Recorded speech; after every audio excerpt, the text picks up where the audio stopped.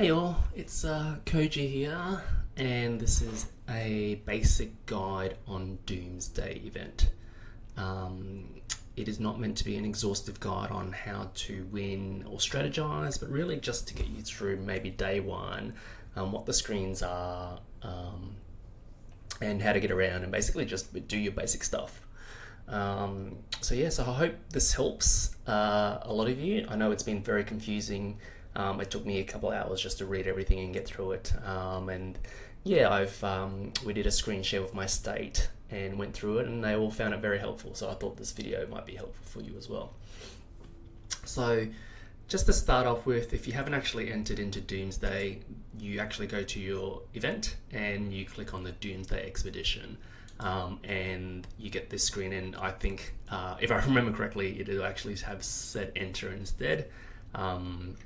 And you can exit the Doomsday map. The Doomsday map is a special map where you port to, similar to sort of like to Reswar or say Naka. So you do port to a different map. You can exit to do stuff on your normal map, but it is a 5-minute timeout to kind of go in and out. So just be aware of that. I'm just really going to start around the top right. So you can press the exclamation mark to get into some the high level information, what the footholds and territories are, safe areas, main base, etc. I won't go into that right now, but I'll go into the map later. Rules. So, again, it tells you a little bit about the fort and footholds and, how they're set up at the moment. And then what happens when you actually have a fort and where others can attack you. So, again, I'm probably not going to go back into this specifically. It's really just, this video is more around how to navigate your days around, seeing as we're only in day one and we haven't actually battled another opponent yet, so I can't really tell you how much, and I didn't play the beta, so so maybe I might do a video later around that, and then rewards, but we'll go into that a little bit later as well. First one, we're actually going into that right now. So the first button on the top right is settlement rewards. So you can see there's 3 tiers for your rewards, and you just basically read the text and it tells you at season's end you need to be occupying at least a level 7 foothold. I'll go into that later. And the city hall. So your faction points have to be over 10,000 as well. So, but you also get more points if you're over a particular level. So say, if you're over $20,000, you get more rewards. So, and so on. And then obviously that's tiered between communities, so less rewards, etc. as well. I guess the aim of Doomsday, apart from beating the shit out of each other, beating each other up, is really around getting these Federation coins and the battle medals. So the Federation coin is similar to the other coin we got in pre-expedition. It gives you these heroes. I haven't actually done a compare to see if it's the probability is the same. I have a feeling they're different, but this is where you can potentially get some of the new heroes, which they look pretty awesome.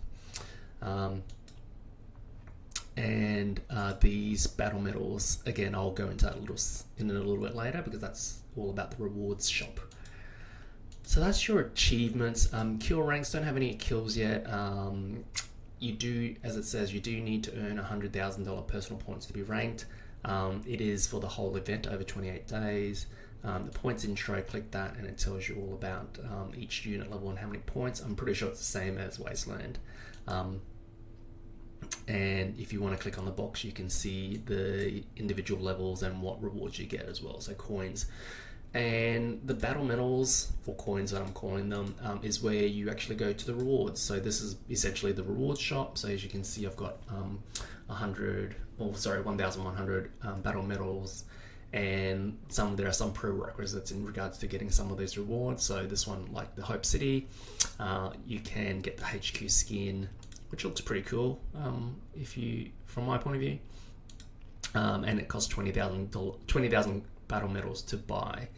and then so on and so forth. So you can get Hope City coins. Well, actually, let's check the probabilities here. So yeah, probably slightly less probability to get the new heroes in those coins. So you definitely want to be getting the Federation coins, which have a higher probability, slightly higher probability of getting those new heroes. That's what I'd personally be saving for, but I'll leave that up to you. Then you can have a look in the faction. It's a weekly countdown. You can have a look at your points, what your faction points are. This sort of tells you what your rewards are. So I'm guessing these are weekly rewards as well, which is awesome. You get some wrenches and uranium, and I'll go into that a little bit later. Plus more battle medals. You can look at each faction, see who the players are, members, how many footholds they've got right now. You can see what the public statements are, etc. You can see, the rank of players, what their kill points are, etc. And what territories they hold at the moment. So let's actually have a look at someone else. Again, you can see what factions they hold at the moment. Yeah, so what else can we do? So that's basically the faction rank. So let's go into this little tile down the bottom, and on the tile there's 5 buttons, and we'll go into each button and go through each of those. So first up is quest, obviously. So quest is broken up into chronicles, weekly quests, challenges, and rewards. And again, you can press the little it just takes you back to the previous screen, which doesn't tell you all too much. But Chronicles, the first tab, is all around the sort of like the story of Doomsday, and each sort of they're called Chronicles, but I sort of think of it more as chapters in a book. So it's a 28-day event. So each the event will be broken up into chapters, which go for days, and each, or either 1 day or 2 days, as it gets longer, some 3, 4 days, 3 days here. And then as the chronicle or chapters move, you have sort of quests as well. So this quest today was all participants, so basically every single faction. We all have to destroy a total of 1,000 zombie lairs, and then that's completed. And I actually don't know what happens if you don't complete it. I have a feeling is that you might not go to the next day. But if anyone did the beta and didn't actually complete it, let me know. I'm happy to give the viewers a bit of info around that.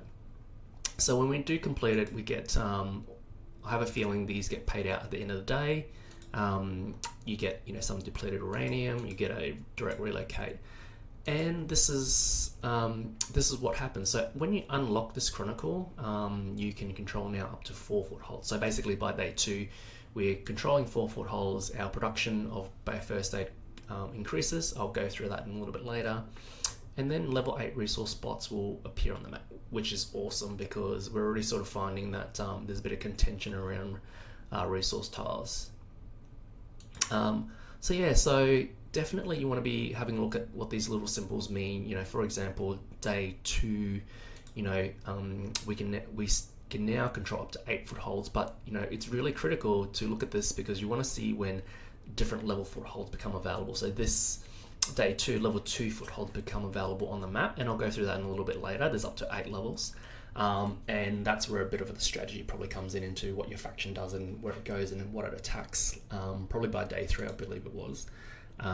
It's actually day 4 is day 3. So level 3 footholds, I believe, is sort of when you start connecting to other factions and potentially fighting each other. So yeah, definitely you want to be keeping an eye out on these on the days that you expand into different level footholds.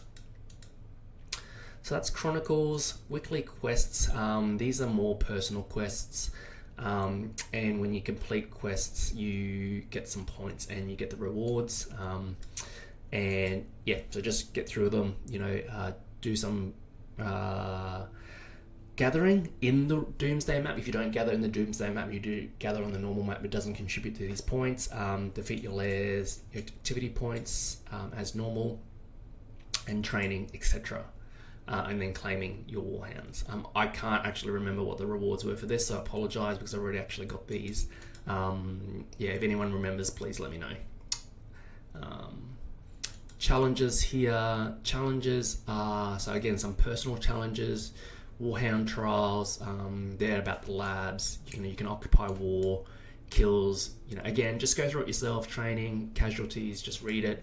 And just keep an eye on these. You might want to chase particular ones. So say for example, in a stronghold, I went and attacked and I actually got the most points. So I actually got this 1 of 3 already. Faction challenges. This is where you want to work with your faction to conquer more footholds. Say for example, you want to occupy 1 foothold and you get experience. So the experience contributes to this rewards tab. And everyone gets common supplies. So common supplies is just like a rewards column. You get some basic stuff. Special supplies is a paid column. It is 1999 vouchers. I remember and 20 USD if I remember correctly. So up to you whether you want to get the special supplies and spend money. Personal choice. I went and spent it. I found the rewards quite useful. There's a lot of Warhound tickets. And a lot of depleted uranium, so definitely useful if you want to maintain a competitive edge in the game. So that's basically the quests. Techs. Expedition tech. You use wrenches to these universal wrenches, I believe they're called, to do your Doomsday. Your Doomsday tech upgrade. It's only specific for Doomsday. So say for example, fuel regen here. Go into it, have a read of what it does. It boosts your fuel regen speed, up to potentially 50%. And universal wrenches. So you could read it and basically tells you where you're at with that. Go through each one, read it. This one increases your max amount of fuel, and I'll go through what fuel does a little bit later. But yeah, there's basically a tech tree for Doomsday. So have a read of that. Very useful. I'll come back to Warhound, but I'm going to the Expedition Hospital next. So Expedition Hospital, so this is all about healing your troops. So the way Expedition Hospital work, it is more like a state infirmary, similar to Wasteland Conquest, where it all goes into a sort of event hospital. You can see here where it auto heals 20% per week. And when the expedition is closed, so basically at the end of the event, at the end of 28 days, you do recover 80%.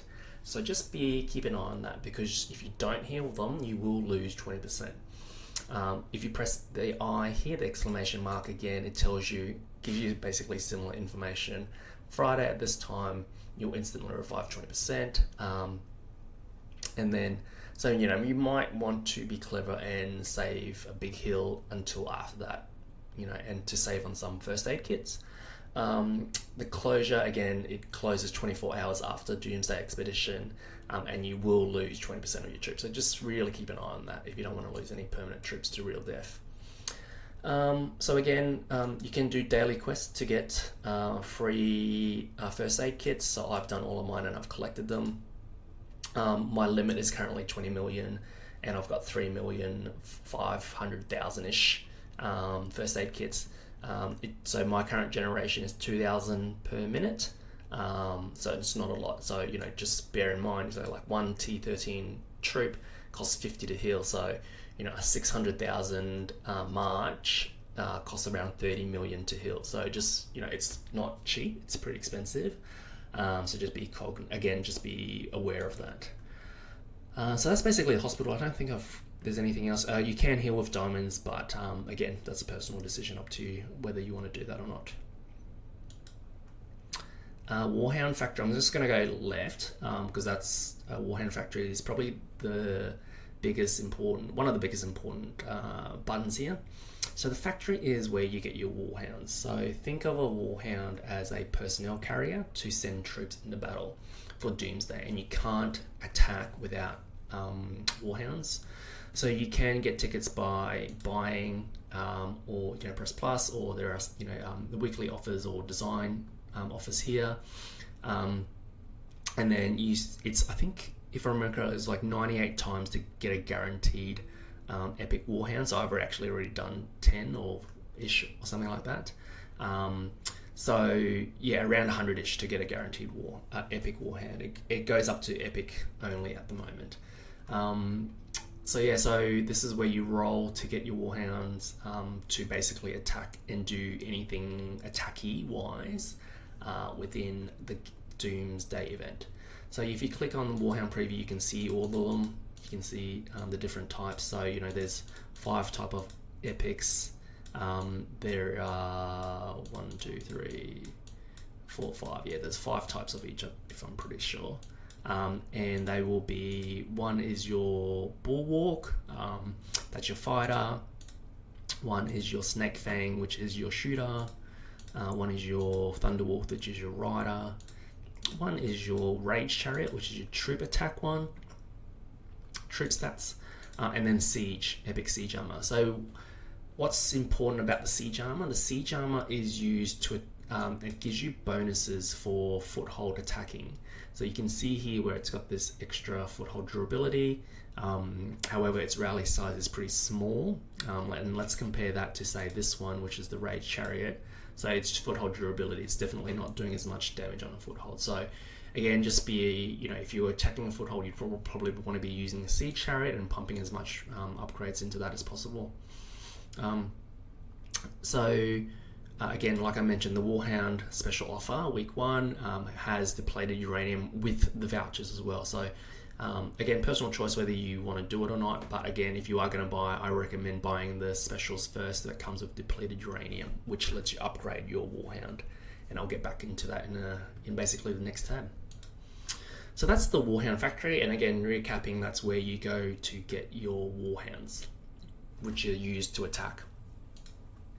And then this last button here, is your Warhound button. So this is sort of like your hero screen. It's your Warhound screen.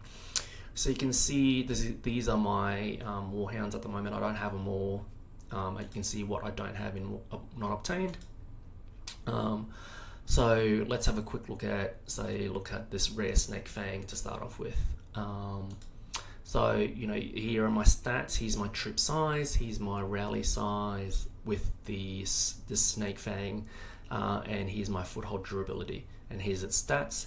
So you can promote when you get another 100 Snake Fang material or shards. And you get that by doing Warhound tickets, voucher, research, whatever you want to call it. You can reset a Warhound and you get all your materials back. So you get all your shards and then all your enhanced material back. I haven't actually done a calculation on whether it's 1-to-1, like you get all your depleted uranium back on what you spent. If anyone knows, let me know. I'm just a little bit scared to do it right now, given it's day 1. And then, so that's basically, this is where you come and see your list of Warhounds. I'll do an example promote just for you. So a Snake Fang here, I'm a shooter, so I want to probably have, promote. So I've got enough shards of this one to promote, and then so I'll promote. And promote, there we go. So you can see my stats went up. Now, it is a little bit different in terminology around promote versus upgrade. It's basically a reverse of the heroes. Promote is all about stats, and then upgrade, which we would normally associate with promotion, is more about rally size. We'd associate with enhancing. So it's more around rally size. So it's opposite. So think of it very differently. So I've actually got one more promote, so I might as well just do it now.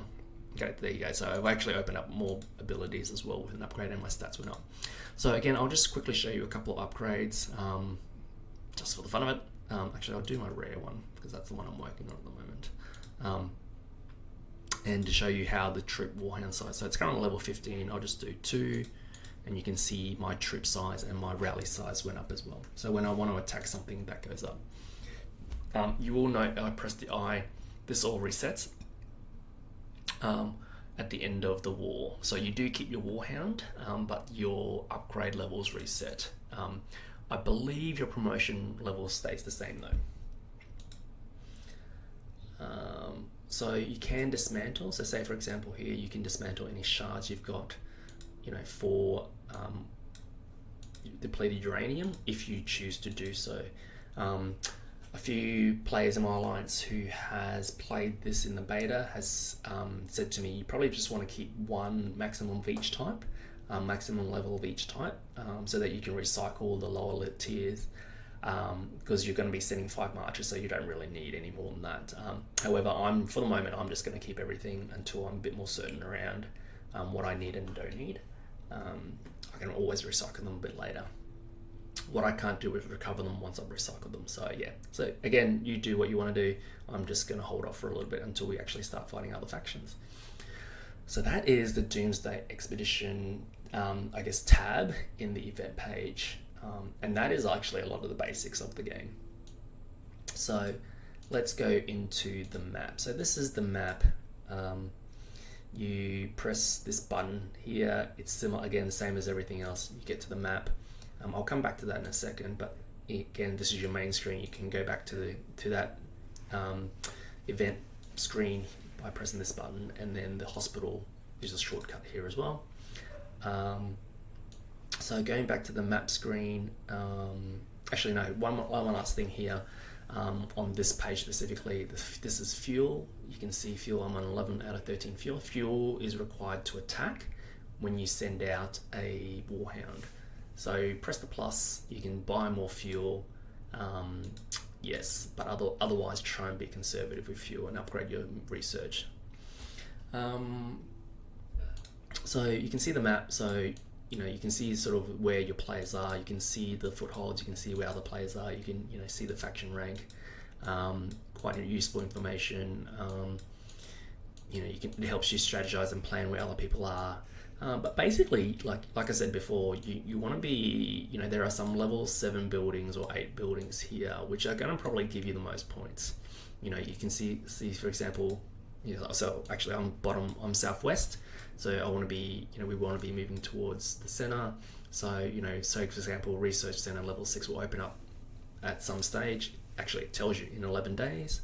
And then when we get to the point, we'll attack it to capture it.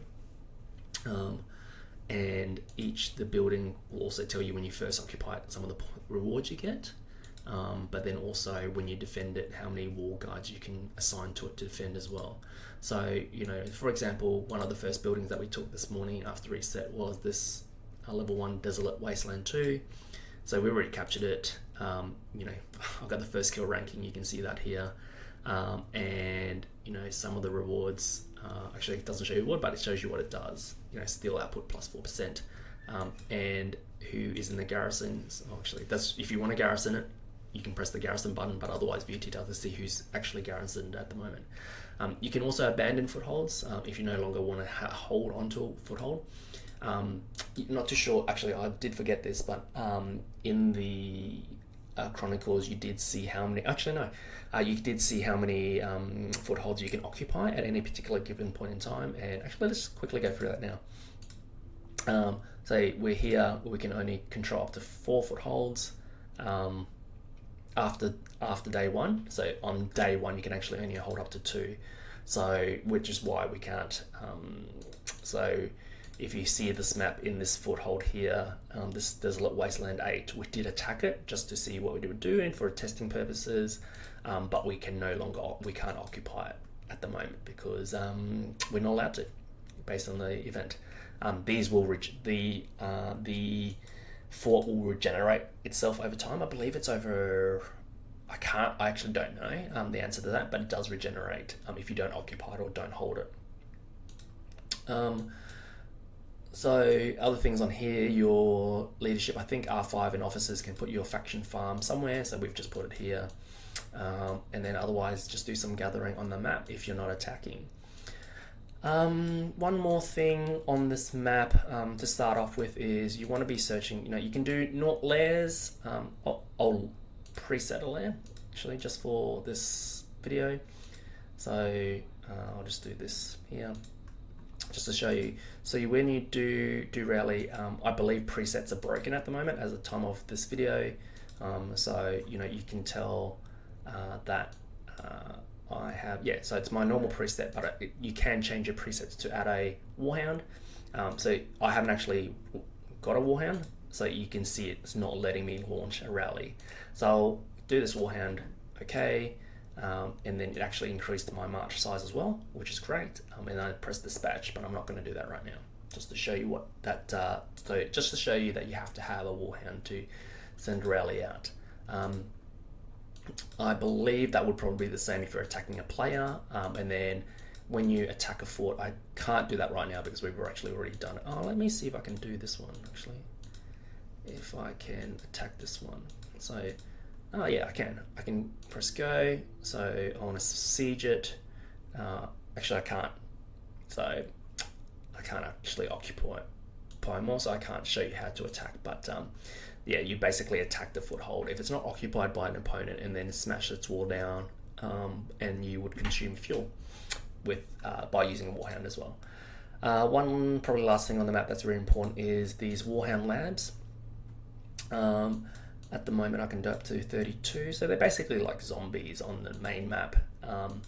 Attack the Warhound map, when you first clear them you do get wrenches, so that's for tech, so very useful. And again, so I will just do shooter, add a Warhound, okay, and I think it's 14 stamina to attack that one, and I will put so the Warhound, only the Warhound and tributes are effective, so it does limit the amount of troops you send. So so I'll 774 and I'll attack this, so just give it a few seconds and I'll attack that.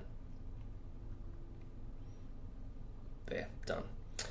It does restrict you from killing the Warhound labs one at a time, so you can see where I can now do 33. Look, end of the day, it's useful anyway because you want to be getting these wrenches to do tech upgrades. The more tech upgrades, the better. I guess that's really the basics of the game. You know, as I mentioned, the game will open up at later dates, in particular days.